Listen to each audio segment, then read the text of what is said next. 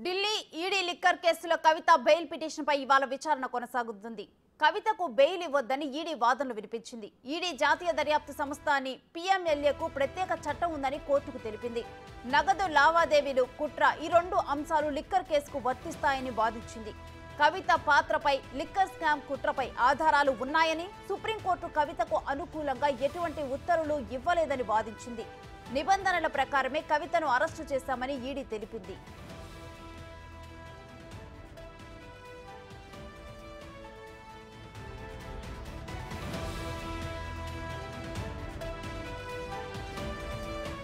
ఇక ఇదే అంశానికి సంబంధించి మరింత సమాచారం మా ఢిల్లీ ప్రతినిధి శివ మరిన్ని అప్డేట్స్ అందిస్తారు.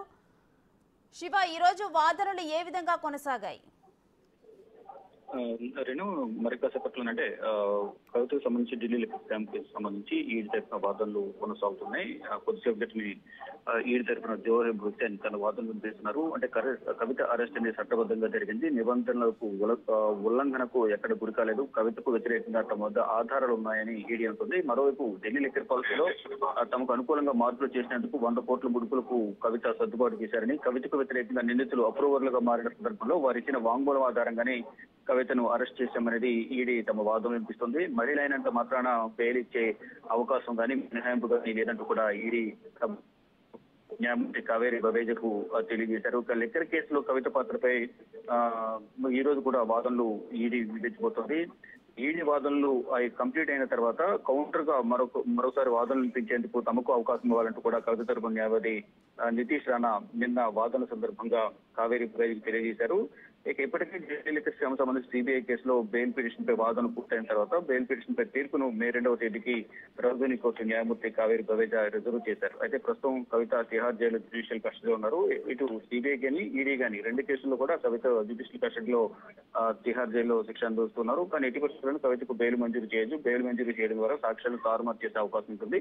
కవితను ఇంకా విచారించాల్సి ఉంది. విచారణలో మరికొన్ని కీలక విషయాలు బయటకు వచ్చే అవకాశం ఉంది. కాబట్టి కవితకు బెయిల్ మంజూరు చేయొద్దు అనేది గతంలో సిబిఐ విచారణ సందర్భంగా సిబిఐ బెయిల్ పిటిషన్లను సిబిఐ తరఫున ఇటు వాదనలు వినిపించారు. ఇటు కవిత తరఫున కూడా వాదనలు ప్రతివాదనలు కొనసాగిన తర్వాత సిబిఐ కేసులు కూడా తీర్పును రిజర్వ్ చేశారు.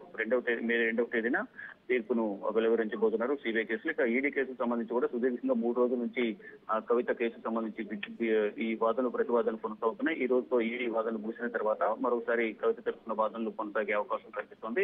ఇటు ఈడీ కూడా కవితకు సంబంధించి అనేక ఆధారాలు కవితకు వ్యతిరేకంగా ఉన్నాయి. గోరంట్ల బుచ్చిబాబు కానీ, అరుణ్ రామచంద్ర పిల్లై, మాగుంట శ్రీనివాసరెడ్డి, శరత్చంద్ర రెడ్డి, మాగుంట రాఘవరెడ్డి వీరందరూ ఇచ్చిన వాంగ్మూల ఆధారంగా కవిత నిందితురాలుగా మా దగ్గర ఆధారాలు ఉన్నాయి.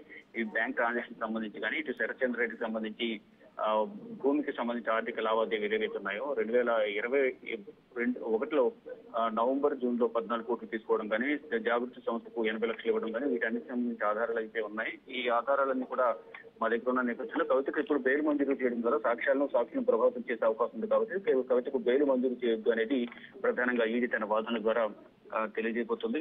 ఈడీ తమ వాదనలు తెలియజేసిన నేపథ్యంలో మొత్తంగా చూసుకుంటే కనుక ఢిల్లీ లిక్కర్ స్కామ్ సంబంధించి కవితకు వ్యతిరేకంగా అన్ని ఆధారాలు ఉన్నాయి. కాబట్టి కవితకు బెయిల్ మంజూరు చేయొద్దు అనేది ఈడీ తన వాదనలను వినిపించబోతుంది. ఈ రోజు కూడా అదేవిధంగా వాదనలు వినిపిస్తుంది. వాదనలు వినిపించిన తర్వాత కవిత తరపున నితీష్ రాణా వాదనలు వినిపించబోతున్నారు. Right, thank you Shiva.